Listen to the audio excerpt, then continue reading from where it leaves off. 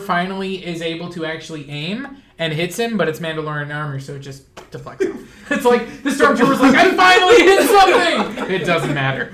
No! Death as he dies. Oh, poor Stormtrooper. Honestly, I've said this before on another show, the other episode I think we did last week. I'm all about the choreography with fight scenes. I love it. I can eat that stuff up. Yeah, man. And I really enjoyed the fight scenes in this because it's not.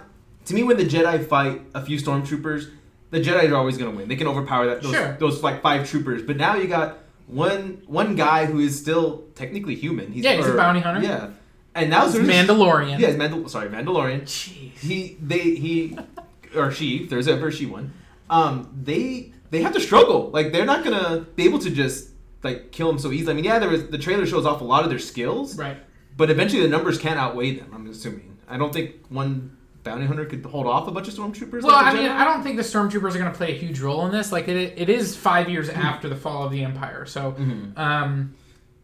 I think we're going to see. Obviously he's a bounty hunter, so he's operating outside the law. Is there any law? I mean, the Empire or the galaxy is in chaos, right? The Empire just fell. It's only been 5 years. The New Republic is, still trying to be formed and stuff like that. So it'll be really interesting to see what kind of happens and, if we get actually, any political intrigue, or is this going to be straight up an action show? I hope it's going to be action.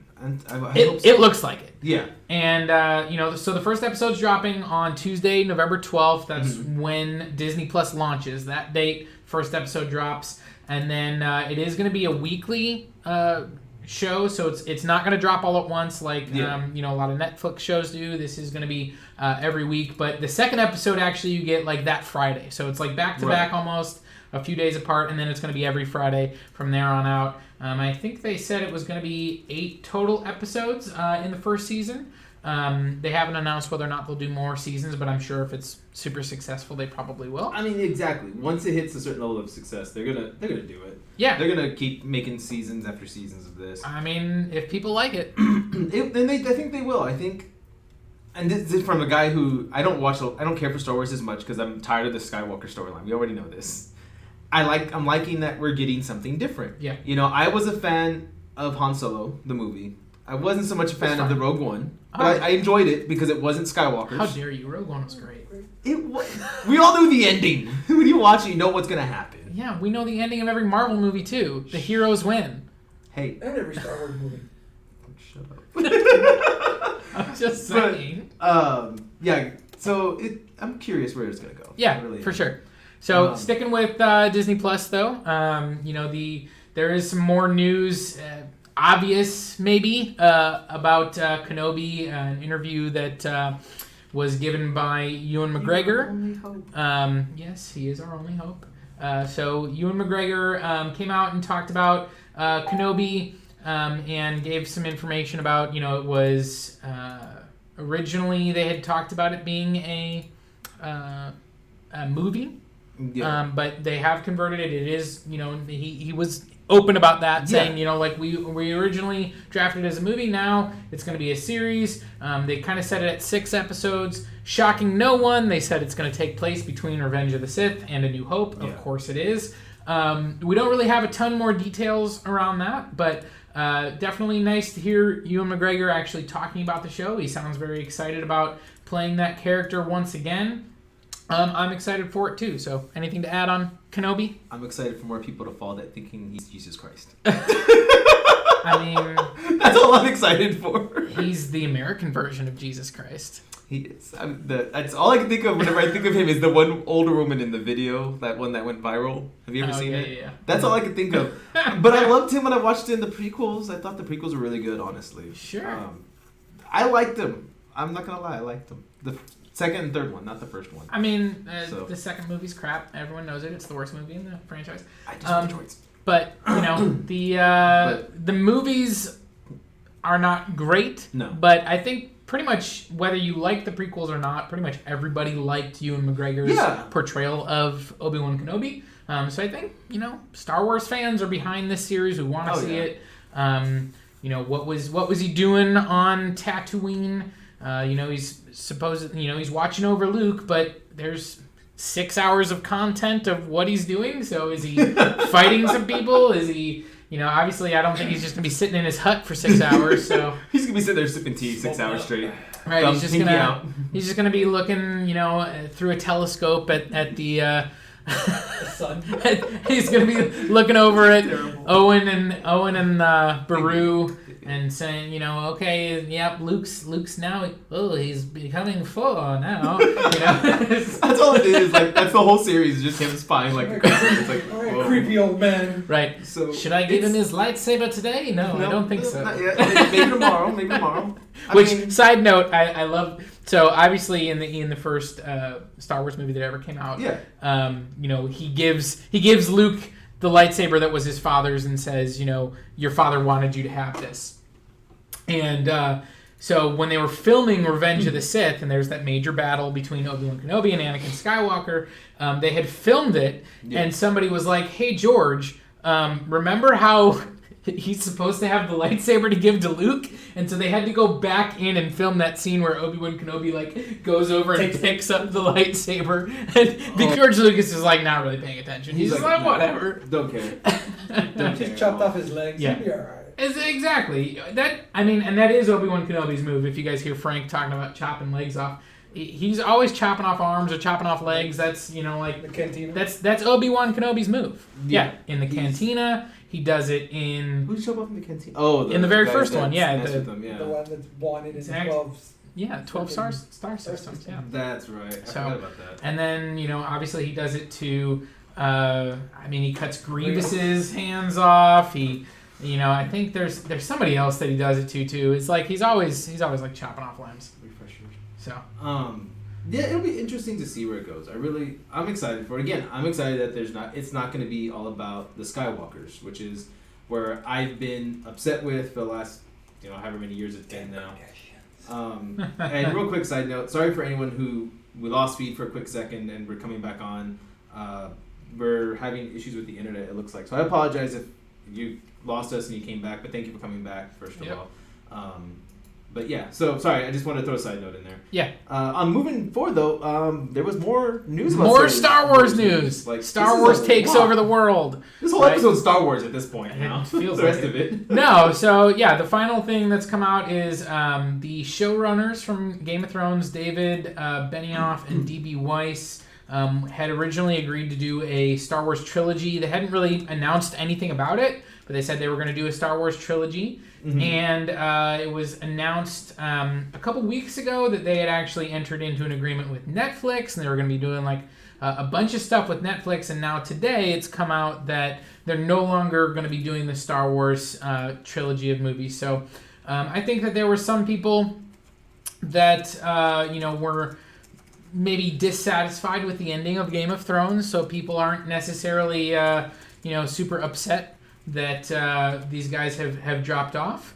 But, it'll be interesting to see. Obviously Game of Thrones was one of the most popular and well-received shows of all time, especially for the first about 6-7 seasons. The last season, people were very split on, but we'll see what happens, from here. But no longer a Star Wars trilogy from those two. We are still supposedly getting a Star Wars trilogy from Rian Johnson, who was the guy that directed the last Star Wars movie, The Last Jedi. There haven't been any details about that either. So, as of right now, the only movie that's been announced from Star Wars is Episode 9, dropping in just a couple months. So we'll see what happens from there. It's going to be really interesting to see what they... I want to know what... I honestly want to know why they dropped out 100%. What caused it, I wonder. I think that they're just... they probably pitched some ideas to Lucasfilm back. That was announced that they were coming on board, I think, while the final season of Game of Thrones was going on. Yeah. And so I'm sure they pitched the story to Star Wars, but there's been, I think Star Wars has been dealing with a lot of backlash, and really, Star Wars actually has kind of a reputation of their directors, they haven't always had great working relationships. The original directors for Solo, Lord and Miller, actually almost shot the entire movie and then were replaced by Ron Howard. Oh, wow. Who shot like a completely different movie, and that's the movie we got. And so, there were reports that, originally the guy that did Jurassic World, Colin Trevorrow, was supposed to do episode 9, and then he dropped out. Josh Trank, who did that terrible Fantastic Four movie. Which one? The most recent terrible Fantastic Four movie. Yes, there are 3 terrible ones. You're right.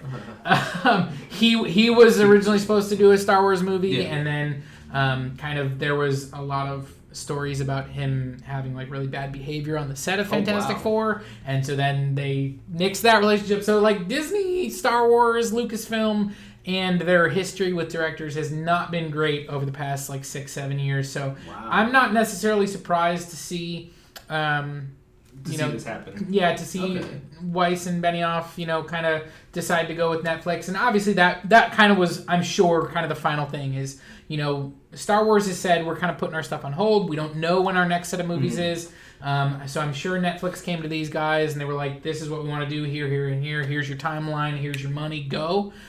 So they entered into that agreement, and I'm sure, they just kind of came to Star Wars and said, hey, we're going to do this thing, so this is when our availability is, and it just didn't match up. Yeah, stuff happens and with movies like that, so that makes perfect sense.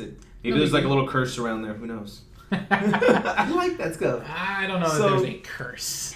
Never know. Some more Game of Thrones news, though. The prequel that was never going to happen now. That's another thing that obviously Game of Thrones recently ended. Yes. And it had been a very popular show for many, many years. Never heard of it. And certainly I think HBO is going, hey, you got any more Game of Thrones stuff? And so there's been rumors that there's like 3 or 4 different ideas that have been pitched as either spin-offs or prequels to Game of Thrones.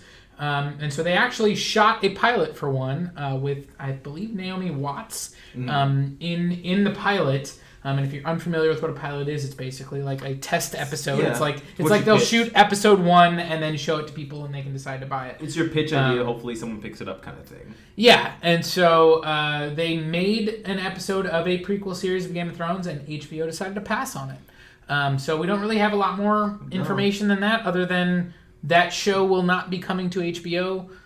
I don't know what kind of licensing agreement HBO has with Game of Thrones. A lot of times with pilots, where they're not necessarily owned by a particular, TV station or property, they'll take that pilot somewhere else and see if maybe, somebody else is interested in running it. But I don't know if they'll be able to take it anywhere else. Yeah. If they'll be able to take it to a Netflix or somewhere else, Amazon Prime or something, or if it'll just be dead on arrival, and maybe we'll get a different Game of Thrones spinoff. Exactly, and it's gonna be interesting because, like you said, going with the rights thing, Game of Thrones has always been a very bloody, very adult-oriented show kind of thing. So it's gonna be hard to pitch to any normal network on cable television because they have more restrictions. They can't show as much blood and all that. So it makes you wonder if they could even pitch it if they wanted to. Because I doubt HBO will let them go to Showtime, Cinemax, or like you said, Hulu, Netflix, Sling TV, YouTube TV, all those other ones. They may want to keep them out. It's hard to go backwards because I think they tried it with Spartacus.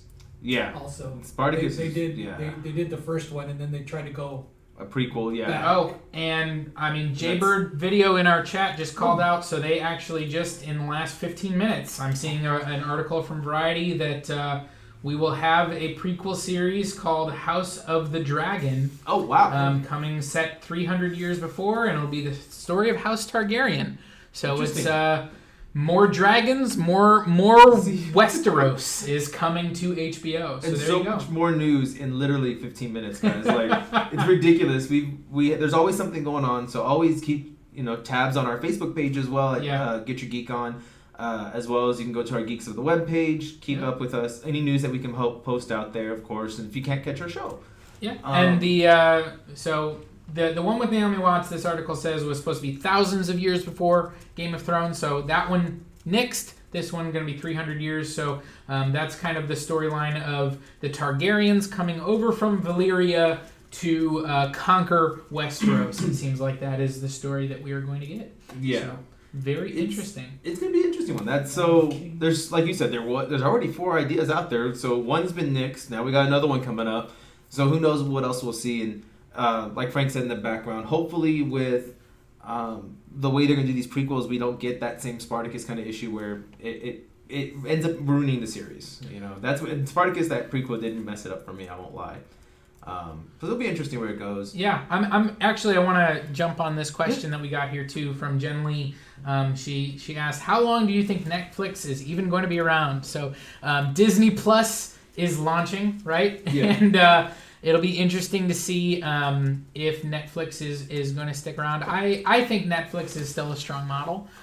So I don't think that they're going to go away anytime soon, but it'll be really interesting with Disney Plus launching. You know, they're going to lose a lot of content, but Netflix has a strong, you know, kind of original content. They are going to, more than likely what's going to happen to them, because I have to also be careful on what I say.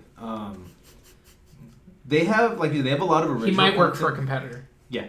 They have a lot of original content. Well, I also know certain things I shouldn't, but they have a lot of original content. That's the huge plus. And to be all honest with that, Jen, they've lost all the Disney and Marvel content already. That's all been pulled already. And they're still doing really well. They're still trying to make original shows. They're still trying to get older shows. Well, we actually don't know how well they're doing because they never release viewership numbers. That is true too. They don't ever release the numbers, but they're still buying shows. That's true. They pitched because who owns Friends right now? They own Friends, I believe, and their last pitch to try to keep it before it's leaving, was around $400 million, I believe. So obviously they have money somewhere. Yeah. So. Unfortunately, they did lose. I believe it's them who lost Friends. It's going to, I believe, either HBO or Showtime. One of those other ones ended up paying about $500 million for it. So I think they're doing well enough. If you can offer $400 million and be okay with that, I think you'll be fine. I think they're going to have to heavily rely on all the other studios, though, and start building up those partnerships. Sony, Warner Brothers, Universal, all the ones that are not controlled by Disney, Marvel, obviously.